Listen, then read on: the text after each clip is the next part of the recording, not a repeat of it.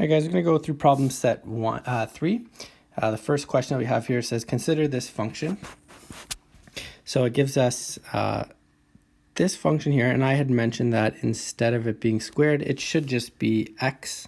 So hopefully you got that note that it should just be x. So it's like x to the power of 1, basically. And if I'm looking for the derivative, well, we know how to do that. I'm going to multiply the exponent by the number out front. So 2 times 2, which is 4. We're going to lose one of our exponents, so it's x to the power of 2 becomes x to the power of 1, which is just x. And for the second term, we're going to have 1 times negative 2, which is negative 2. And we're going to lose one of the exponents, so it's x to the power of 1, so it became x to the power of 0. And one rule about exponents, if we have anything to the power of 0, it's equal to just 1. Let me just fix that a bit. So x to the power of 0 is just 1, so it'd be 2 times 1, which is 2. So it just is that constant number that's out front. Next, asks us to find out f of 1. So that means from original function, substitute in 1. So we'll have 2 times 1 squared minus 2 times 1 plus 3, which is 3. So that tells us we have a point at 1 and 3 on our function. When I'm substituting in the derivative to 1, we get 4 times 1 minus 2, which is 2. So that's the slope at that spot. That's the slope when x is equal to 1. The slope when x is equal to 1 is positive 2, which means it's going up to the right. So that's what the part C says. Explain the difference. So f of 1 being equal to 3 means 1 and 3 is a point on the curve.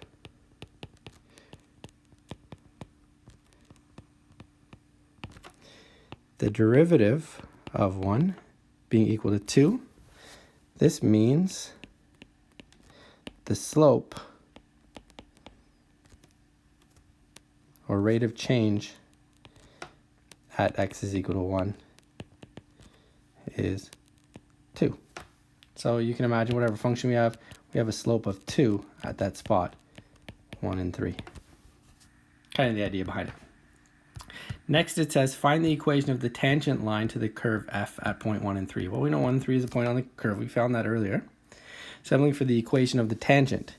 So tangent lines are y is equal to mx plus b. I know the slope is 2. We already found that above, so I'm going to input that. 2x plus b. And then I need to substitute in a point for x and y that's on the curve to help me find out b. So the point that I know is 1 and 3. So I'm going to put in 1 for x and 3 for y and solve for b. Whoops, plus b. And when I isolate, bring 2 over to the other side, I get b is equal to 1. So that's enough to make my equation. I know my slope is 2 and I know my b value is 1. So the equation of the tangent line is 2x plus 1. Next, the normal to the curve. So that's one that's perpendicular. So if the slope that we originally started with was 2, the perpendicular slope, so a perpendicular line is a line that goes across, and one that's 90 degrees to it, remember a normal is 90 degrees to it, well, that's its opposite reciprocal. So the original slope is positive, so I know that our slope is going to be negative for the normal, and I need the reciprocal. So 2 can be thought of as 2 over 1, and when I flip that, it becomes 1 over 2. So I'm looking for the equation of the normal, which is still mx plus b, but what's different is the slope now is a half, or negative a half. Just like before, I need a point to substitute in. Well, I know that 1 and 3 is a point that's on the curve. So I'm going to substitute that point in, 1 and 3. And when I solve it through, I get 3.5 is equal to b. So the equation of the normal is y is equal to negative a half x plus 3.5. And that's that one. So those are our two equations, one for the tangent line above and one for the normal.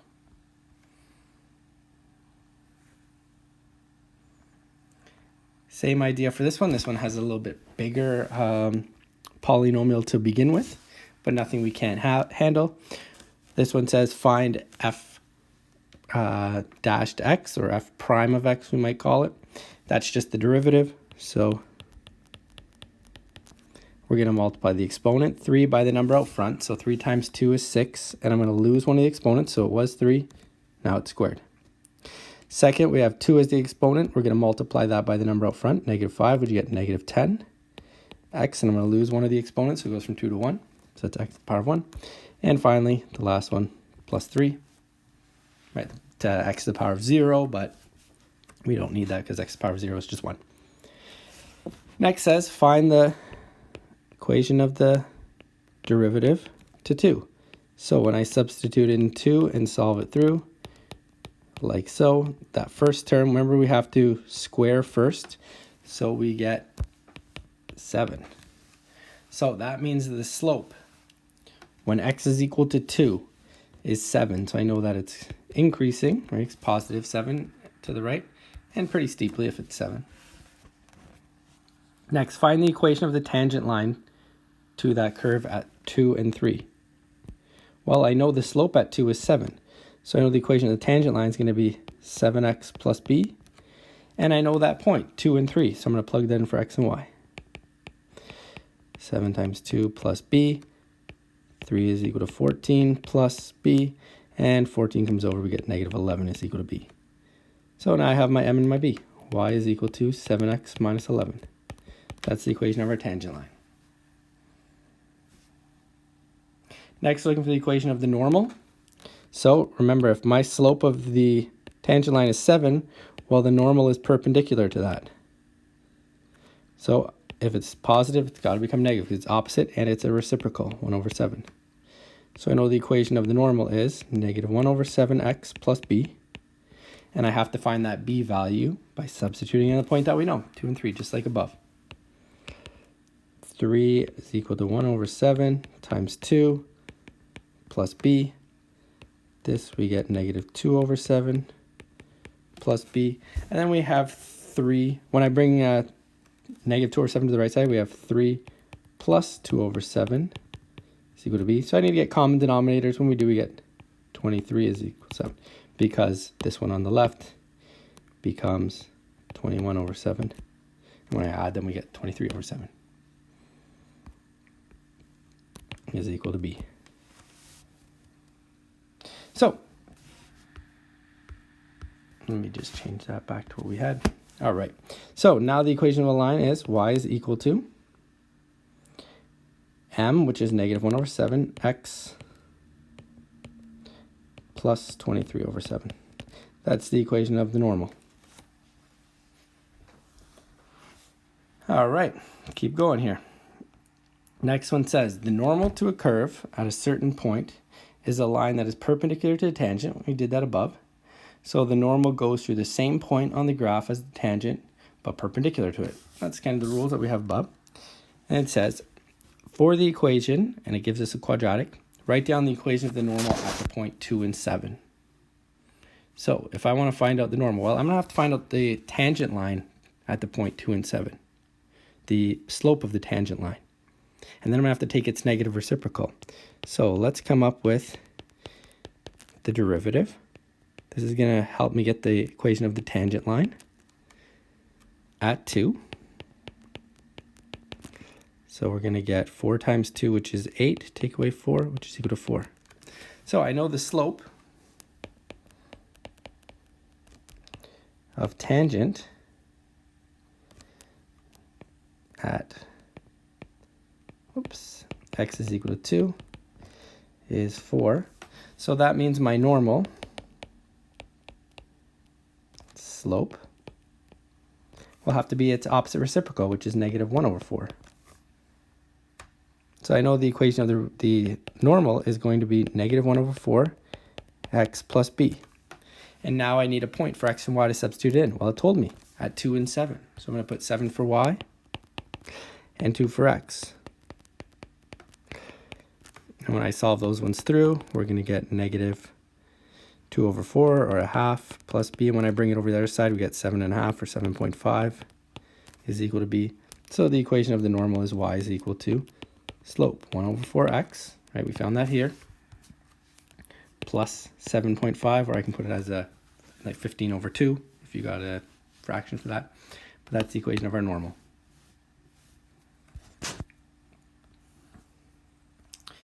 right, so for question 4, it says the letters A to E are placed at particular points on the curve y is equal to f of x. First one says, what is the gradient to the curve at the point marked C? So this top part here. So the gradient, the tangent line, would be something like this. So the slope of that tangent line would be 0. So gradient at C is 0, right? All minimums or maximums, like A, would have 0 as well, right? That's the slope of those tangent lines. Next one says, in passing from point B through C to point D, what is happening to our derivative? Is it decreasing or increasing? So let's zoom in here a little bit and see what's happening. So going from B, our graph is going up this way. So that means we have a positive derivative here. When it gets to C, our derivative is 0. And as we go from C to D, now it's negative, right? It's falling to the right, our slope. So we're going from positive number to 0 to negative. So which direction is that going? Well, that's decreasing then. We're going from a positive number to 0 to negative. That's decreasing. So we could say it is going, maybe instead of it, I'll write d of y over dx is going from positive to negative. Therefore, it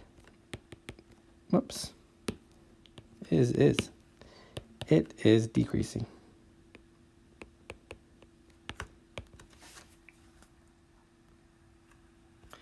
All right, let's keep going. If the derivative of a function is blank at a certain point, then the original function is increasing at that point. So I would say if it's positive, it must be increasing. If the derivative of a function is that blank at a certain point, then it must be decreasing. So if the derivative is negative, right, the slope is negative, it would be falling to the right. That's essentially what this is saying. 6. For the following function, doesn't even have y, but y is equal to x squared plus 4x. Find the derivative. Well, we know how to do that many times. Exponent times number out front is 2. Lose an exponent plus 4. Draw a sign diagram for this. So it's saying where is it positive and where is it negative? So remember, a sign diagram is just a line that goes from negative infinity all the way up to positive infinity. What breaks it up are where the slope is equal to 0, because that's where it's not increasing or decreasing. So I want to know, when is this function equal to 0? Right? I would say, when is the slope 0? Essentially what we're saying. So when I solve this and bring 4 over to the other side, it becomes negative 4 is equal to 2x. Divide both sides by 2, I'm going to get negative 2. So that means that negative 2 is breaking this up. We're going to have 0 and all those other numbers in here, but these are the significant ones. So I want to know if it's positive or negative. I want to know if f of x is positive, so increasing or decreasing in this section. And I want to know if it's positive or negative, increasing or decreasing in that section. Could always be increasing, would be plus plus. Could always be decreasing if we had negative negative. And it could switch from positive to negative. So let's have a look. I'm going to choose some random number in here, maybe negative 10, for example. Because all the numbers within that region from negative infinity to negative 2, I could choose negative 1,000,000 if I wanted to. And I want to see what we're going to have as our slope. Negative 10. So when I put that into our derivative formula, I'm going to get negative 16. So that means that it's negative in this. That means it's decreasing. Our slope is falling to the right in that section. Now I'm going to choose a number in here. So a number like 0 is always a nice one to choose because it's always easy to work with. The 0 is in between negative 2 and infinity. So when I put it into our formula, plus 4, we get 4. I get a positive number. It doesn't matter the number, right? I got 4, whether it's positive or negative. If had I chosen a different number other than 0, chose 10, I would get a different value, but it would be positive. So what does that mean? That means our graph goes from decreasing to increasing. So that means that it must be falling and then increasing. So that means we must have a minimum in this area here. And that's kind of essentially what leads us to the last one here. It says, find the intervals where the graph is increasing or decreasing. So I could say increasing from -2 to infinity. I could just put -2 is less than or equal to x, or x is greater than -2. And decreasing is the other side. That would be numbers from -infinity to -2. I could just have x is less than or equal to, not equal to. Don't listen to me for those ones, just less than. Because remember, at 2, it's not the same. At 2, it's actually 0.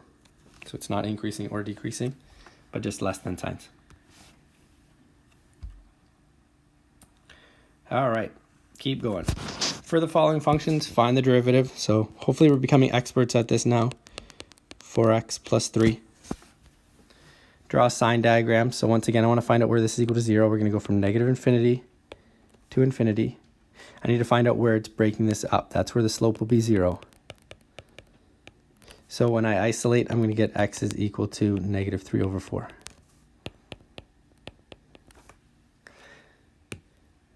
Next, we're going to choose some value that's in this region. So maybe a number like -10 or -1, something like that, because this is -0.75, right?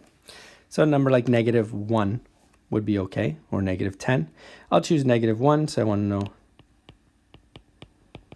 when I put it into our formula, 4 times -1 plus 3, that's going to give me -1. So it's negative, decreasing in that region. So let's choose a number in this section here. Well, I'm going to choose a number like 0, because 0 is always easy to work with. When I do that, 4 times 0 plus 3, I get +3. The sign is what matters. So this also is going from decreasing to increasing. Find intervals where the graph is increasing.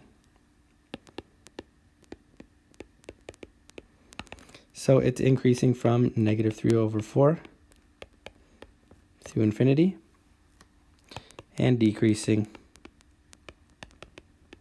the ones on the left, from -infinity up until -3/4.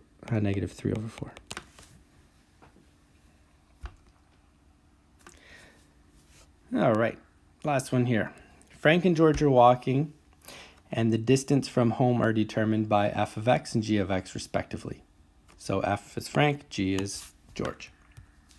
Find the derivative of Frank's. So we know how to do that. That's going to be 3x squared minus 3.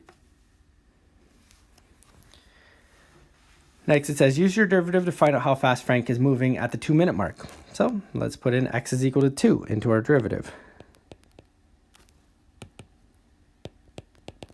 When we do that, we get 3 times 2 squared minus 3. So when I put that in my calculator, I'm going to get 9. Remember, I get 4 times 3 is 12, take away 3, 9. So he's moving at 9.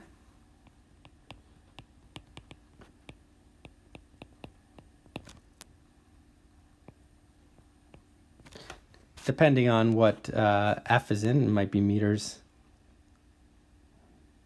kilometers a minute maybe. I don't know. Doesn't say distance from home or determined by f of x, where x is in minutes. So he's moving at 9 units per minute, whatever the unit is. Doesn't really say meters or kilometers or blocks. Doesn't really say. So is Frank's distance from home increasing or decreasing at the 2-minute mark? Well, it's increasing because 9 is positive.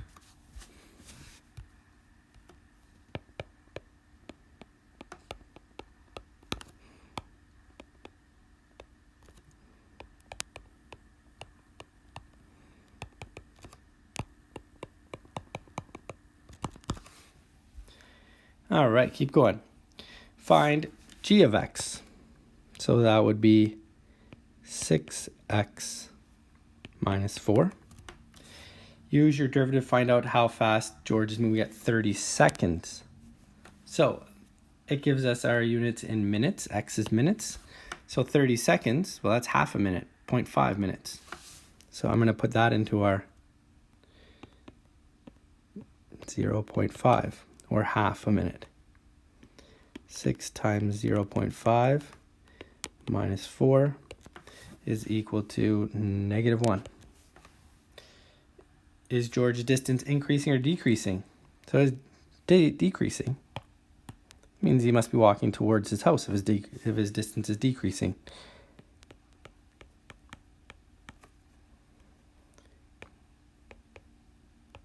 Because g of 0.5 is negative.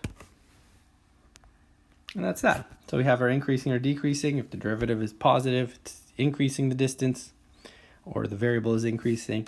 And if the derivative is negative, the rate of change slope is decreasing. And that's that. So if you have any questions about these ones, let me know. I'll mark them. And